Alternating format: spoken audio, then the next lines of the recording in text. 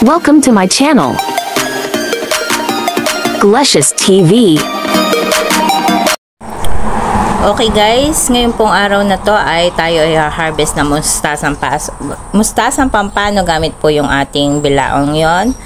So, ito po yung garden ko today. And pupunta tayo sa labas. So, makikita nyo, ayan, napakadilim. Babagsak na naman ang napakalakas na ulan. Ayan o, halos pinutol na ng dilim ng langit at saka yung medyo liwanag. So, ibig sabihin, pagbaksak niyan ay titila na uli. So, ganyan po yung panahon ngayon. At habang hindi pa po nabagsak yung ulan, tayo po ay mag-harvest ng mustasang pampano. Dadalhin po natin sa bako. So, ipakita ko po ngayon sa inyo yung garden natin. So, yung ito pong harapan, ayan, napuno po siya ng mga money plant.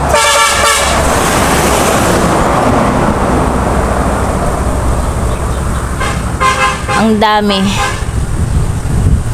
Napulog ngayon ng money plant. Tapos, ito pong maganda din sa kabila. Ayan. Dumami po yung bulaklak. Yan, nagsilabasan yung magagandang bulaklak. Ang dami.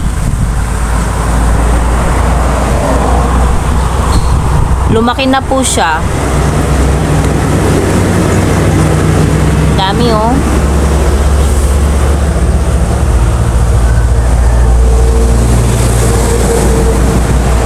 Hanggang doon sa dulo. Ayan oh. So, ang daming improvement po ng ating mga plants. Pagkalipas ng ilang araw, galing sa ospital, talagang marami po ang nag-improve ang aura. Gumanda po siya. Pero, later on, pagka nagkaroon po ako ng time, paghihiwalayin ko po itong pula at itong ganitong klase ng bulaklak.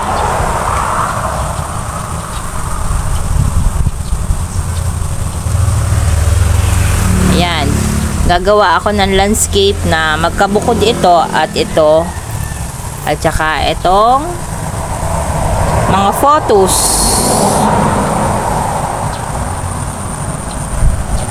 Kasi natakuban na po sila. Ayan.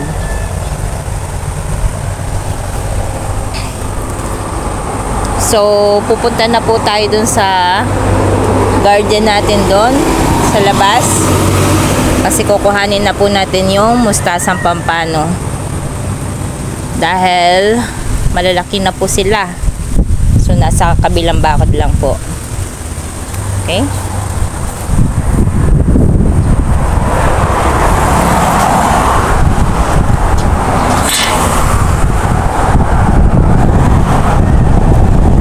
Talaga ang hangin.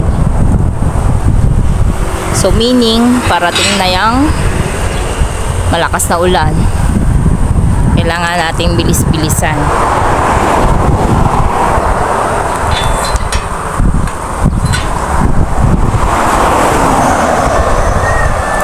Ito pong ating garden. Ito hindi na po siya bilog kasi hindi ko pa na po pruning. Wala pa akong oras. So, sa isang araw, pag nagka-oras ako, ipupruning ko yan. Itong, ayan, ito. Pupruning ko ulit para bumilog. Kasi, ayan o, nagsukal na uli. Ito kasi is bilog pag pinupruning.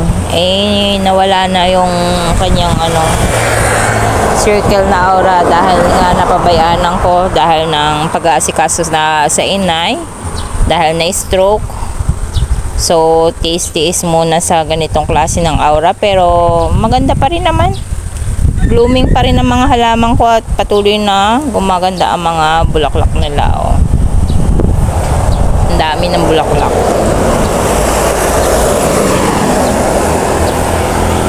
Kakadamon na nga lang po yung iba. Pero, okay pa rin naman ang garden. Ayan. Kita nyo yun? Ayun. So, medyo malalaki na ang ating mustasang pampano. Harvest natin. Kasi sayang naman kung hindi mapapakinabangan. Ayan. So, dadalhin natin bako para igata. Kita nyo naman laki malaki talaga siya tingnan nyo tong kamay ko, ang liit-liit yan lampas ng kamay mahigit, ang laki, malaki talaga siya ang laki ng mga bulas ng aking mustasang pampano. So dito sa harapan wala pong masyadong insekto kasi kita naman nyo walang butas-butas yung dahon. Pero yung pinakita ko kahapon na butas-butas ay yung nasa backyard garden sa likod, yung kasama ng mga sili, kangkong, ganyan. So dito sa harapan, ayan, wala pong damage ang dahon. So ibig sabihin less po yung insect dito sa unahan, palibasa, tabing kalsada. Yung nasa likod kasi tabi ng palayan. So yung mga na-harvest na palay, ayun, yung mga palayang yun. Yung na-harvest na palay doon, palibasa ay naka-harvest na. Lahat ng insekto doon pumunta doon sa likod ng bahay, sa backyard. Yung mga pinaganuhan ko, yung pinagtaniman ng mga kangkong at saka ng mga pampano din at iba pa, talong. So yun yung dinali ng insekto dahil ng tabi ng palaya na harvest na pumunta doon yung insekto. Kasi ito naman ay tabi ng kalsada, less insect dito kasi paparoon yung insekto, hindi papunta dito sa unahan. Ayan, harvest po tayo.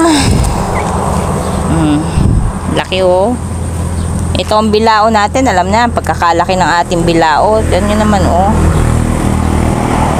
laki, diba? So makarami tayo this time. Kukuhanin ko ay yung malalaki lang kasi may ilalaki pa itong mga itong mga ito may ilalaki pa. So kukuhanin ko lang yung mga malalaki. Yan yung ating talong. Medyo parang nagka-problema, aywan, dahil nang napabayaan ko this last few days. Bago natin siya i-treat pag uwi uli kasi palis nga ako. So iti-treat nila natin siya pag uwi dito sa nauhan uli. Ayan. Ititira ko yung medyo may ilalaki pa para may ma-harvest po ulit tayo sa isang araw. So yan, sunod-sunod po yung mga talong na itinanim ko para dire-diretso. At ito po ay pinaparami ko kasi siya po ay gagamitin ko para sa mga flower arrangement na pinagbibili doon sa flower shop. Tatlong ganito is 20 sa flower shop. So kaya ito'y bala ko rin paramihin talaga. Mga tea plants. Ayan. Ayan, sunod-sunod ang mga talong. So, pampano lang muna tayo. Ayan, mga talong. Pampano lang muna tayo ngayon. Kasi ito ang kailangan natin pag alis. Sa isang araw na yung gabi. At baka naman hindi maluto lahat. Sayang lang. So, ito muna. Ayan.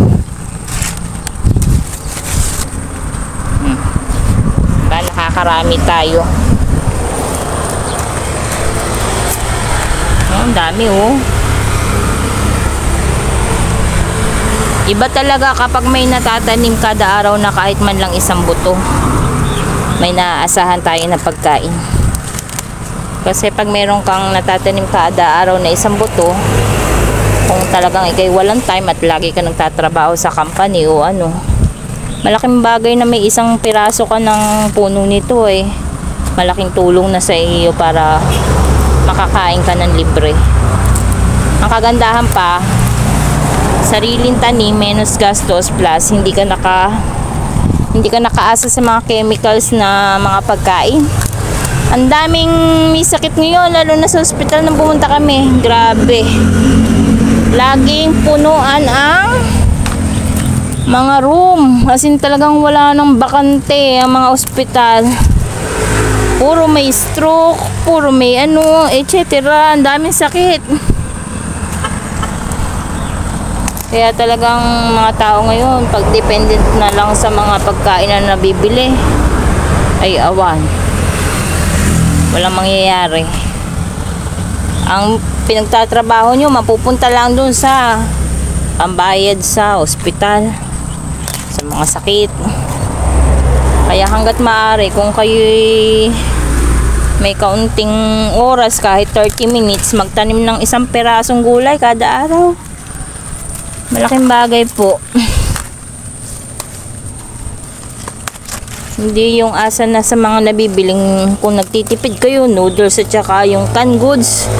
Ay nako, napakarami po ng chemicals. Huwag po kayo laging dependent doon. Kaya ang tao ngayon ay puro ospitalin.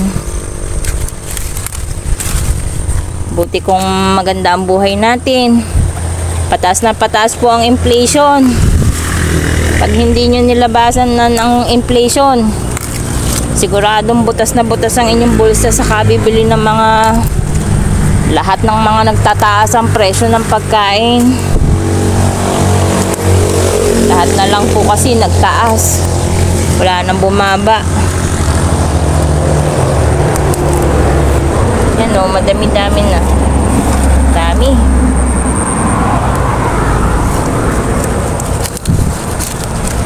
Sana ay lahat ng Pilipino ay matutong magtanim, kahit sa simpleng kaunting backyard gardening lang. Sana po ay maimpluwensyahan ko kayo na laging magtanim.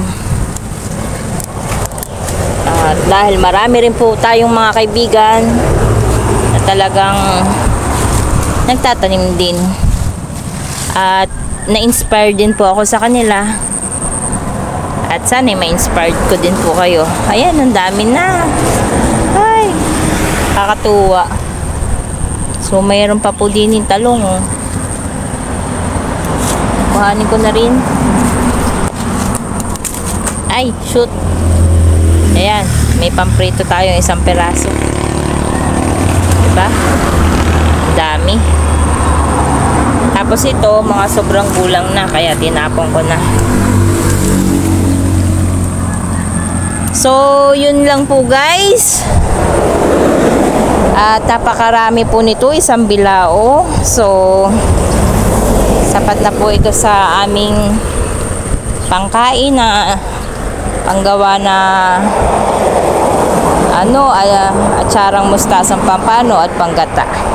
At ang iba ay mailagay sa rep kung lalagay sa nilaga o kung ano man. Ayun po. Ay! Nagbablog ako! Ito po ang souvenir na Doc Navarro. Nilagyan niya yung salumpas ng sulat. Akala ko kung ano yung nilalagay na sulat. Yung pala, I love nanay. From Doc Navarro. Salamat sa aming doktor na laging pumupunta sa kwarto para bisitahin ng inay at nagbigay ng malaking discount. Yan ang gusto ng inay na position. Walang mga unan sa tabi kasi para maaliwalas daw. So kapapalit ko lang ng damit sa inay. Tapos kakakapalit ko rin lang ng bedsheet at saka ng punda ng unan. Ayan, ganyan lagi ang gagawin yung mga reliever. Gusto ng inay ng ganyang position. Tapos doon naman sa kabila after 2 hours. Tapos ito, lagi nakatabi yung kanyang pamunas na tissue. Ang inay nga pala ay minsan ay mabilis na talaga magutom ngayon. So yung pakain nga lang, ang kaya niya ay 120 lang cc every 4 hours. Pero dahil ang inay ay parang mabilis na yata ang magutom, eh di minsan ay nahingi na rin na kahit wala pang 4 hours. Pero susundin nyo pa rin yung every 4 hours dahil nang baka malimutan nyo yung gamot. So, kung magbibigay man kayo ng wala pa sa 4 hours, eh di babaan yung mga siguro 40cc, okay lang. So, yun. Yun ang update sa inay. At yun daw paracetamol. Yan, medyo tutulog na inay at medyo natanggalan na rin ng tae. So, yung tae niya ay malambot na. Yun. So, every 4 hours tuloy, tsaka Insujet. Ang hindi lang ay yung paracetamol kasi wala na namang rayuma. Hindi lang tinanggal yung mga pero wala na namang rayuma. Sabi ni Kuya Joy kasi yun ay makakasira sa kidney kung yun ay itutuloy-tuloy pa rin natin nang hindi na nasakit ang paa ng inay. So, ganyan. So, pag nagpapalit ng bedsheet, di nilang sa una, diyan, tapos i-insert nyo doon sa ilalim ng katawan ng inay, tapos doon sa dulo. Ganun lang pagpapalit ng bedsheet kung kayo ang nakarelieve. Kuya Joy, gusto daw ng inay ng kanin. Pinagbigyan ko na kanin, tas nilagyan ko ng manok. Dahil gusto daw niya ng tumikim ng manok. Yun. Nalulunok naman ng inay. E di yan, trial. So, kanin, may sabaw, tapos manok. Try nga natin kung kayanin nyo na. Para makita niya na kinakain nyo na nga.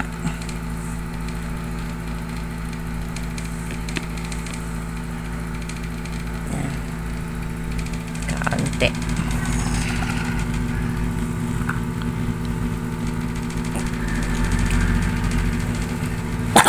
Yun lang. Kaya? Kaya ga?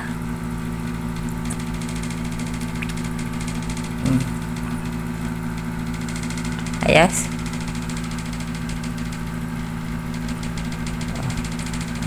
Pakita niya na wala na ang laman ng bibig. Oh, nakain na nga ang inay. Oh. Wala na laman ng bibig. Wala na. Yan, nalunok na ng inay. Papakainin na. Hindi gagawing mixture na lang yung blender. Kada pakain ng kanin. Ayan, may ulam. So, nakakain na ng inay. Ay, nakakaliwa ako eh. Ayan.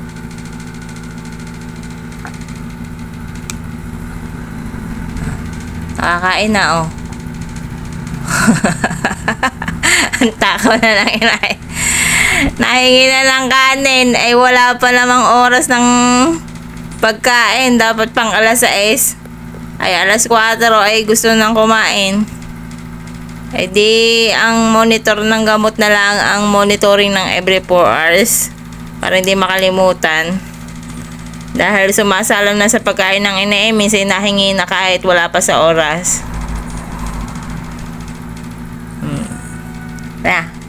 Pakita nyo na wala na. Yan. Oh, wala na laman ng bibig. Mabilis na kumain ng inay. Ayan. Ulam ay nilagang manok. Yan nga pala yung nabawas na kanin na kinain ng inay ngayon. Ganyang karami. Yan. Ang daming naubos niya ngayon. Yan. Halos kanya lahat yan. Thank you for watching. Hope you subscribe to my channel, Glecious TV, and click the like button